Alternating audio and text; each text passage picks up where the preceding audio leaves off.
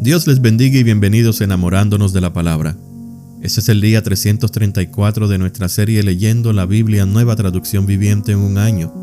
Hoy estaremos leyendo los capítulos 12, 13 y 14 de la primera carta a los Corintios.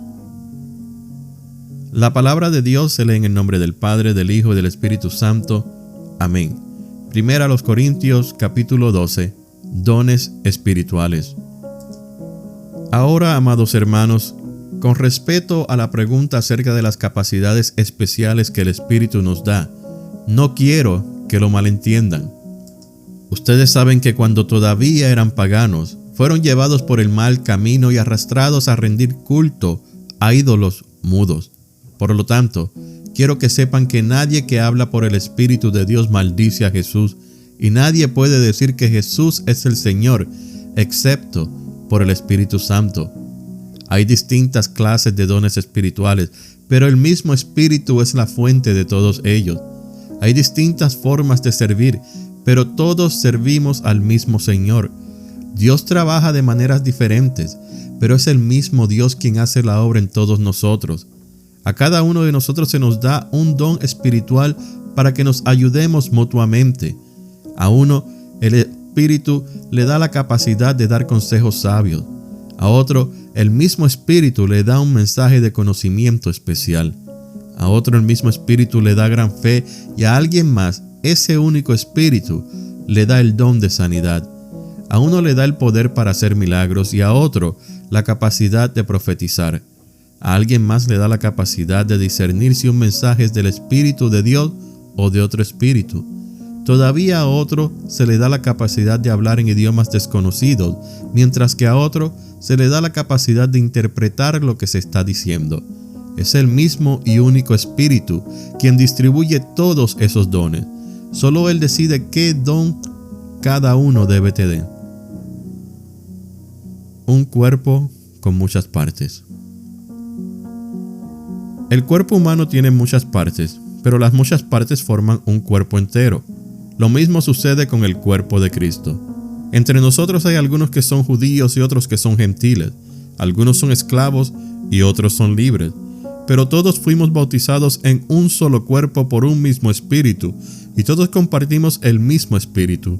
Así es, el cuerpo consta de muchas partes diferentes, no de una sola parte.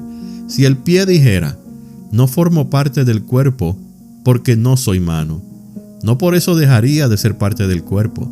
Y si la oreja dijera, no formo parte del cuerpo porque no soy ojo, dejaría por eso de ser parte del cuerpo.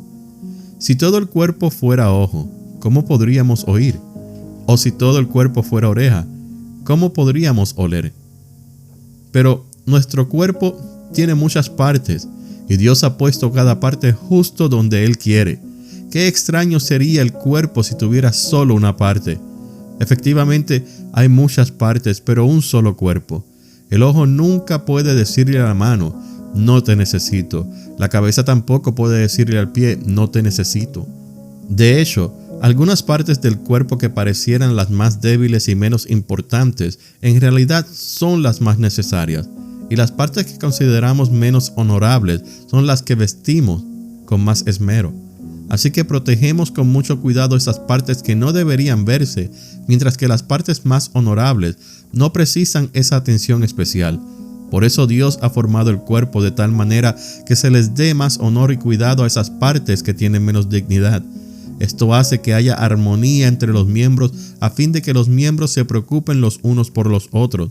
Si una parte sufre, las demás partes sufren con ella, y si una parte se le da honra, todas las partes se alegran. Todos ustedes en conjunto son el cuerpo de Cristo, y cada uno de ustedes es parte de ese cuerpo. A continuación, hay algunas de las partes que Dios ha designado para la iglesia. En primer lugar, los apóstoles. En segundo lugar, los profetas. En tercer lugar, los maestros. Luego, los que hacen milagros, los que tienen el don de sanidad, los que pueden ayudar a otros, los que tienen el don de liderazgo, los que hablan en idiomas desconocidos. ¿Acaso somos todos apóstoles? ¿Somos todos profetas? ¿Somos todos maestros? ¿Tenemos todos el poder de hacer milagros? Tenemos todos el don de sanidad. Tenemos todos la capacidad de hablar en idiomas desconocidos. Tenemos todos la capacidad de interpretar idiomas desconocidos. Por supuesto que no. Por lo tanto, ustedes deberían desear encarecidamente los dones que son de más ayuda. Pero ahora, déjenme mostrarles una manera de vivir que supera a todas las demás. Capítulo 13. La mayor es el amor.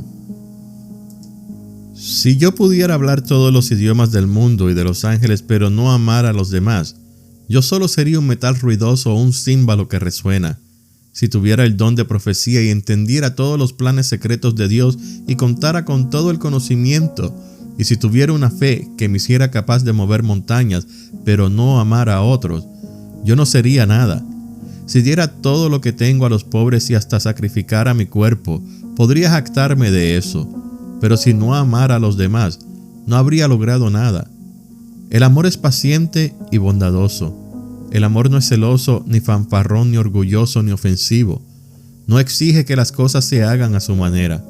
No se irrita ni lleva un registro de las ofensas recibidas. No se alegra de la injusticia, sino que se alegra cuando la verdad triunfa. El amor nunca se da por vencido, jamás pierde la fe, siempre tiene esperanzas y se mantiene firme en toda circunstancia. La profecía, el hablar en idiomas desconocidos y el conocimiento especial se volverán inútiles, pero el amor durará para siempre. Ahora nuestro conocimiento es parcial e incompleto, y aún el don de profecía revela solo una parte de todo el panorama. Sin embargo, cuando llegue el tiempo de la perfección, esas cosas parciales se volverán inútiles. Cuando yo era niño, hablaba, pensaba y razonaba como un niño. Pero cuando crecí, dejé atrás las cosas de niño. Ahora vemos todo de manera imperfecta, como reflejos desconcertantes, pero luego veremos todo con perfecta claridad. Todo lo que ahora conozco es parcial e incompleto, pero luego conoceré todo por completo, tal como Dios ya me conoce a mí completamente. 3 cosas durarán para siempre: la fe, la esperanza y el amor. Y la mayor de las 3 es el amor. Capítulo 14. Lenguas y profecía. Que el amor sea su meta más alta, pero también deberían desear las capacidades especiales que da el Espíritu, sobre todo la capacidad de profetizar. Pues si alguien tiene la capacidad de hablar en lenguas, le hablará solo a Dios, dado que la gente no podrá entenderle. Hablará por el poder del Espíritu, pero todo será un misterio. En cambio, el que profetiza fortalece a otros, los anima y los consuela. La persona que habla en lenguas se fortalece a sí misma, pero el que dice una palabra de profecía fortalece a toda la iglesia. Yo desearía que todos pudieran hablar en lenguas, pero más aún me gustaría que todos pudieran profetizar, pues la profecía es superior que hablar en lenguas, a menos que alguien interprete lo que se dice, para que toda la iglesia se fortalezca. Amados hermanos, si yo fuera a visitarlos y les hablara en un idioma desconocido, ¿de qué les serviría a ustedes? En cambio, si les llevo una revelación o un conocimiento especial o una profecía o una enseñanza, eso sí les sería de ayuda. Aún los instrumentos inanimados como la flauta y el arpa tienen que emitir sonidos nítidos o nadie reconocerá la melodía. Si el toque de trompeta no es entendible, ¿cómo sabrán los soldados que se les llama a la batalla? Lo mismo ocurre con ustedes. Si hablan a la gente con palabras que no entienden, ¿cómo podrían saber lo que ustedes dicen? Igual estarían hablando al viento. Hay muchos idiomas diferentes en el mundo y cada uno tiene significado. Pero si no entiendo un idioma, soy un extranjero para el que lo habla, y el que lo habla es un extranjero para mí. Lo mismo ocurre con ustedes. Ya que están deseosos de tener las capacidades especiales que da el Espíritu, procuren las que fortalecerán a toda la iglesia. Por lo tanto, el que habla en lenguas también debería pedir en oración la capacidad de interpretar lo que se ha dicho. Pues si oro en lenguas, mi espíritu ora, pero yo no entiendo lo que digo. ¿Qué debo hacer entonces? Oraré en el espíritu y también oraré con palabras que entiendo. Cantaré en el espíritu y también cantaré con palabras que entiendo. Pues si alabas a Dios solo en el espíritu, ¿Cómo podrán los que no te entienden alabar a Dios contigo? ¿Cómo podrán unirse a tus agradecimientos cuando no entienden lo que dices? Tú darás gracias muy bien, pero eso no fortalecerá a la gente que te oye. Yo le agradezco a Dios que hablo en lenguas más que cualquiera de ustedes, pero en una reunión de la iglesia, para ayudar a otros, preferiría hablar 5 palabras comprensibles que 10,000 palabras en un idioma desconocido. Amados hermanos, no sean infantiles en su comprensión de estas cosas. Sean inocentes como bebés en cuanto a la maldad, pero maduros en la comprensión de asuntos como estos. En las Escrituras está escrito: hablaré a mi propio pueblo en idiomas extraños y mediante labios de extranjeros, pero aún así no me escucharán, dice el Señor. Así que, como ven, el hablar en lenguas es una señal no para los creyentes, sino para los incrédulos. La profecía, sin embargo, es para el beneficio de los creyentes, no de los incrédulos. Aún así, si los incrédulos o la gente que no entienden esas cosas entran en la reunión de la iglesia y oyen a todos hablando en un idioma desconocido, pensarán que ustedes están locos. Pero si todos ustedes están profetizando y los incrédulos o la gente que no entiende esas cosas entran en la reunión, serán convencidos de pecado y juzgados por lo que ustedes dicen. Al escuchar, sus pensamientos secretos quedarán al descubierto y caerán de rodillas y adorarán a Dios declarando: en verdad, Dios está aquí entre ustedes. Un llamado a adorar con orden. Ahora bien, mis hermanos, hagamos un resumen.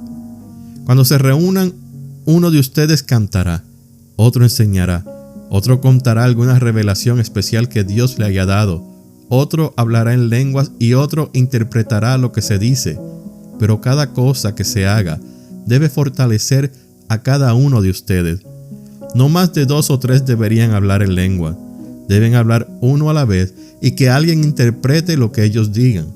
Pero si no hay nadie presente que pueda interpretar, ellos deberían guardar silencio en la reunión de la iglesia y hablar en lenguas a Dios en forma privada.